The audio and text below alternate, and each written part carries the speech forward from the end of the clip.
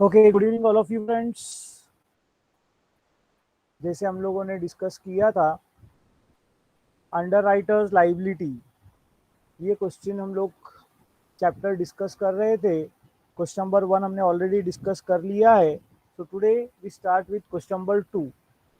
Question number 2 says that Shah Limited issued 80,000 equity shares which were all underwritten as follows. So there are three underwriters by the name Rahul, who has underwritten 48,000 shares, Leena, who has underwritten 20,000 shares, and Harita, who has underwritten 12,000 shares. The above mentioned underwriters made application for firm underwriting as follows. तो तीनों का form underwriting भी दिया है, 6,400, 8,000 और 2,400. The total applications excluding firm underwriting but including marked applications were for 40,000 shares. यानी इसका simple मतलब होता है कि जो फर्म अंडरराइटिंग है वो इन्होंने कंसिडर नहीं किया, जो नॉर्मली नहीं होता है। ठीक है, तो एप्लीकेशन हमको 40,000 शेयर्स के लिए मिले हैं, जिसमें से मार्क्ड एप्लीकेशन है राहुल 8,000, लीना 10,000 और हरिता 4,000। बहुत ही नॉर्मल क्वेश्चन है। तो अगर इसका हम लोग सॉल्यूशन समझने की कोशिश करें, so we are recording the transactions for one Mr. Messrs. Shah Limited. Understand? कौन कौन है अंडरराइटर्स? राहुल, लीना एंड हरिता। तीन अंडरराइटर्स है, Rahul, Leena and Harita. Formula I am sure all of you might be knowing by this time. Formula बहुत simple है। We start with, किससे start करते हैं? Gross liability. ग्रॉस लाइबिलिटी अगर आप लोग देखोगे तो हमको दिया है 48,000, दूसरे का है 20,000 और तीसरे का है 12,000। तो ग्रॉस लाइबिलिटी 48, 20, 12, इसका रेशियो हमारे काम का चीज़ है। कभी भी याद रखने का कि ग्रॉस लाइबिलिटी का रेशियो हमारे काम का चीज़ होता है। ठीक है, बहुत सारे जगहों पर काम में आता है। तो ग्रॉस लाइबिलिटी में से हमेशा पहले मार्क्ड एप्लीकेशंस हम लोग लेस करते हैं। क्या लेस करते हैं? Marked applications. मार्क्ड एप्लीकेशंस कितना दिया है? राहुल 8,000, लीना 10, हरिता 4। सो हम लोग लेस करेंगे। ठीक है, 8,000, सेकेंड का है 10,000 और थर्ड का है 4,000। बहुत सिंपल है। Gross liability less marked applications. So बचेगा 40,000, 10,000 और 8,000।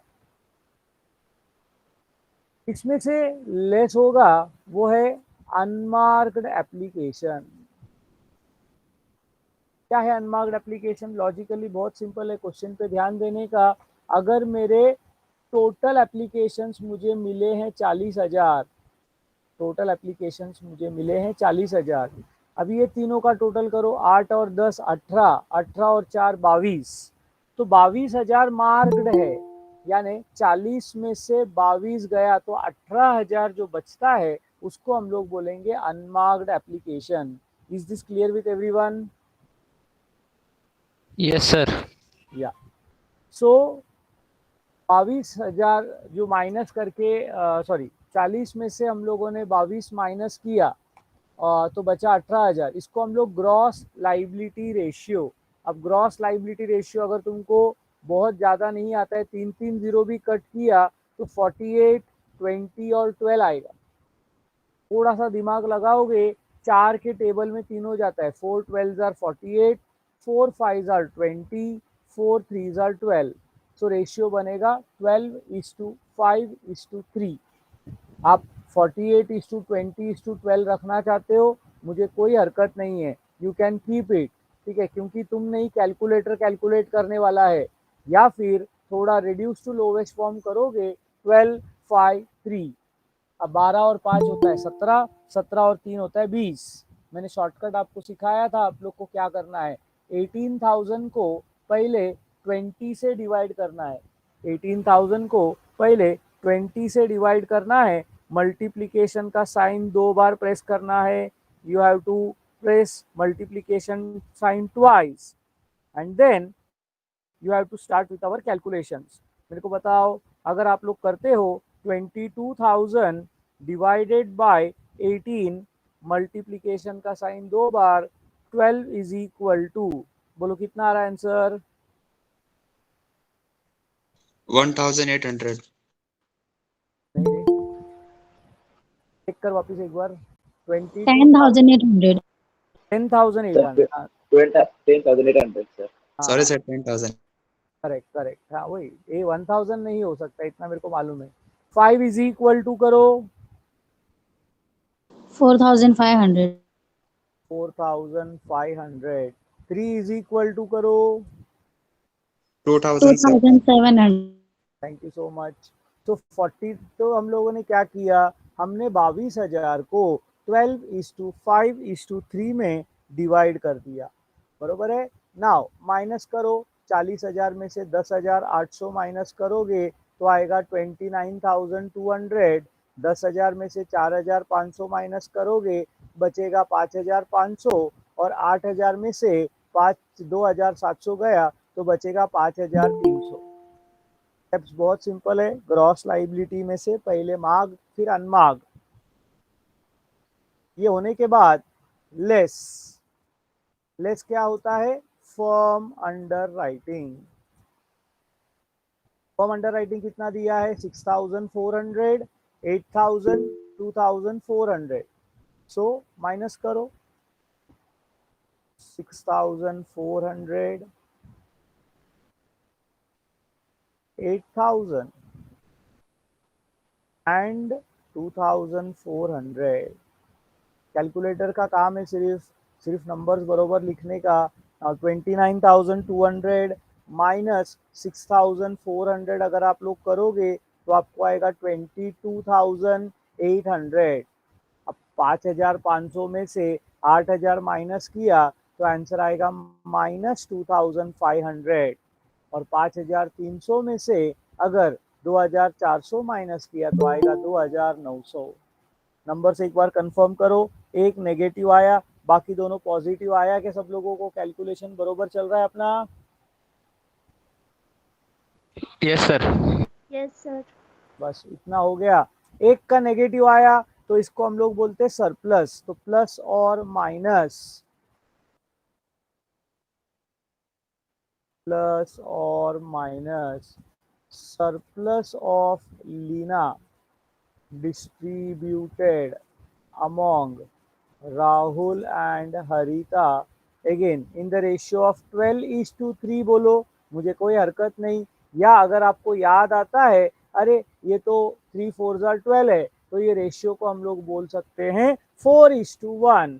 तो 2,500 को अगर हम लोग 4:1 अगर डिवाइड करें तो बोलो पहले को आएगा 2,000, इसका तो पूरा सरप्लस डिस्ट्रीब्यूट होने वाला है तो ये प्लस हो जाएगा, और दूसरे को आएगा 500। बोलो क्या ये कैलकुलेशन समझा क्या?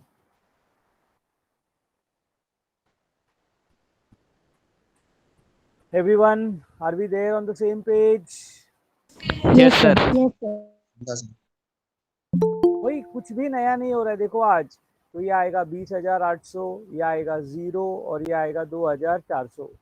जैसे ही सब नॉन नेगेटिव नंबर्स आ जाते हैं, जैसे ही सब नॉन नेगेटिव नंबर्स आ जाते हैं, लास्ट में वापस क्या करने का? Add firm under writing. Firm under writing कितना था वो कॉपी कर लो, 6,400, 8,000 और 2,400। तब जब आंसर आएगा, this will be called as net liability. 20,800 plus 6,400 will be 27,200.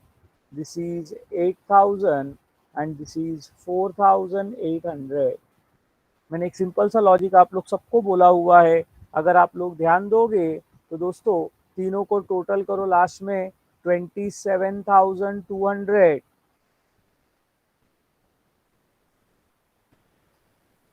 Plus 8,000 plus 4,800, इसका आंसर कितना आया मेरे को कोई बता सकता है? 27,200 प्लस 8,000 प्लस 4,800 14,000. क्वेश्चन ध्यान दो, कंपनी ने इशू किया था 80,000 शेयर्स, कंपनी ने इशू कितना किया था? 80,000 शेयर्स, और एप्लीकेशंस मिले थे 40,000 के, यानी अंडर राइटर्स को 40,000 शेयर्स खरीदना है, तो इस रेशियो में इन लोग खरीदेंगे। बोलो क्या ये लॉजिक समझ में आया क्या? Yes sir. बहुत सिंपल sir. है, फॉर्मूला याद रखने का, gross liability less marked application less unmarked application in gross liability ratio less firm under writing. किसी का नेगेटिव आंसर आया तो उसको सरप्लस बोलने का, distributed among the other ratio other under writers in their gross liability ratio, वापस add from under writing करो तो हम लोग उसको बोलते हैं नेट लाइबिलिटी। और वो नेट लाइबिलिटी का टोटल आपका इशूड शेयर्स माइनस जो तुम लोगों का एप्लीकेशंस रिसीव्ड है उसका डिफरेंस होगा।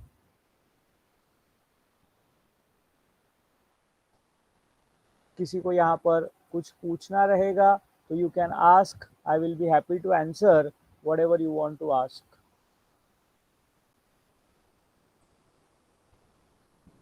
Yes friends, anybody wants to ask anything, any doubts? No sir. Simple है, इधर तक पहला स्टेप क्लियर हो गया सब लोगों को। मैं जस्ट क्या है, नया सिखाने से पहले एक बार जुना वाला सिखा दूं, इसीलिए मैंने आप लोगों को ये क्वेश्चन जस्ट एक बार बता दिया। What I will be doing is I will be sending you the PDF to write. Okay, no need to worry about that. Now इसके आगे और दो स्टेप है, इस चैप्टर में दो बातें और आती है। क्या दो बातें आती है? अगर हम लोग समझने की कोशिश करें तो it is something like this.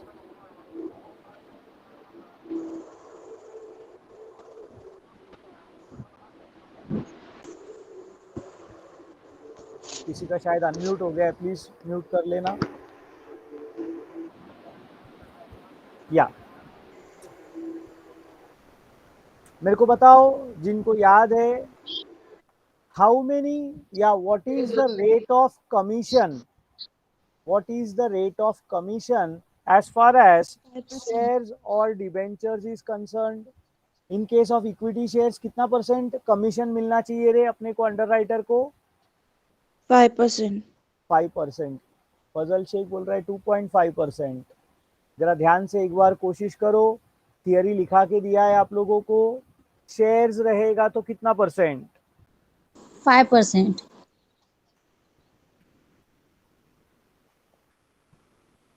और डिबेंचर्स होगा तो 2.5% is the rate of commission which underwriters are given. तो अगर क्वेश्चन में रेट नहीं दिया है तो हम लोगों को अंडर राइटिंग का कमीशन भी सपोज 5% के हिसाब से हमने दिया, तो एक कैलकुलेशन और आता है जो क्वेश्चन नंबर 1 में आप लोगों ने देखा था। ठीक है, मैं अभी क्वेश्चन नंबर 1 में थोड़ा वापस जाने वाला हूँ, जो हम लोगों ने सॉल्व किया था। वहां पर कमीशन दिया हुआ था 3%। कितना परसेंट कमीशन दिया था?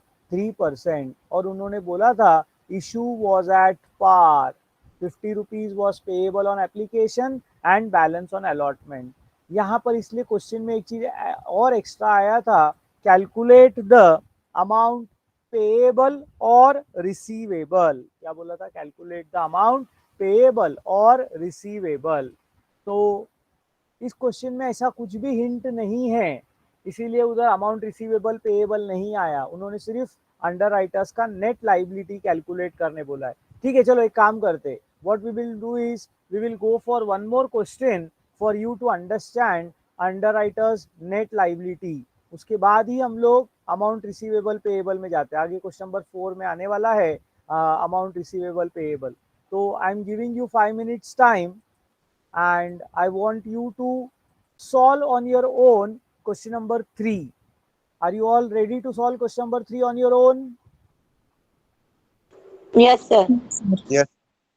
So Gangesh, you can stop the recording for some time unless I tell you। ये यहाँ पर बंद कर देना।